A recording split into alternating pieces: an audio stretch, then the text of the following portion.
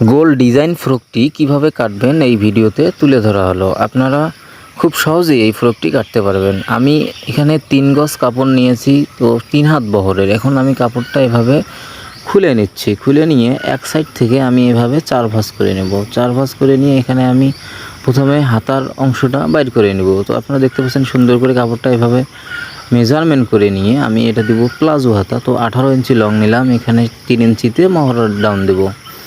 তো এখন আমি হাতার রানের লুজ দিব 7 ইঞ্চি, এখানে দেব 9 ইঞ্চি। তো এখন শেপ স্কেল দিয়ে আমি এভাবে মার্জিন টেনে নিলাম, হাতার শেপটা গোল করে নিলাম।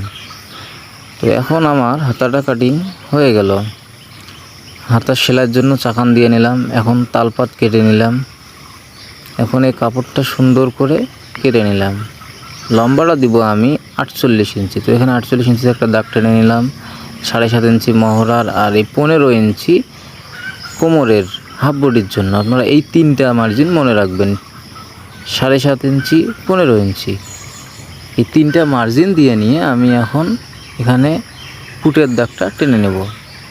তো পুটের দাগ দিচ্ছি আমি এখানে 7 ইঞ্চিতে, এখানে 7 ইঞ্চিতে, এখানে 2.5 ইঞ্চিতে গলার মাপ দেব, এখানে 2.5 ইঞ্চি দেব, দিয়ে দুই দিক থেকে দাগ টেনে নিলাম। এখন মহড়ার দাগ টেনে নিলাম। বডি দেবো আমি 40 ইঞ্চি, তো 10 ইঞ্চি দিলাম। এখানে 9.25 ইঞ্চি নেব, অর্থাৎ 37 ইঞ্চি কোমর দেব, 9.25 ইঞ্চি আপনারা দেখতে পাচ্ছেন।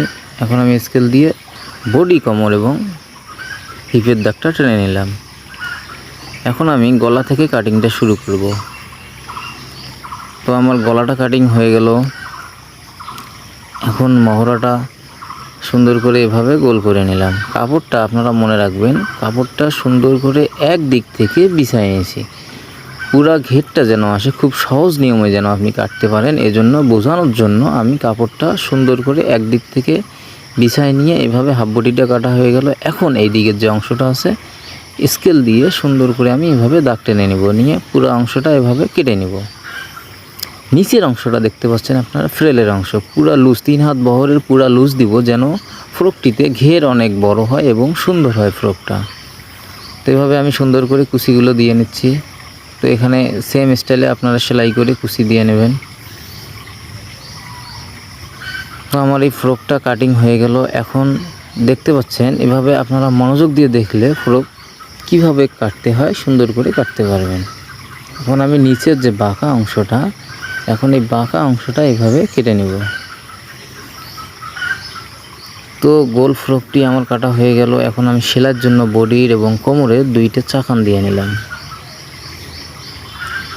তো আপনারা যারা নতুন এই ভিডিও মনোযোগ দিয়ে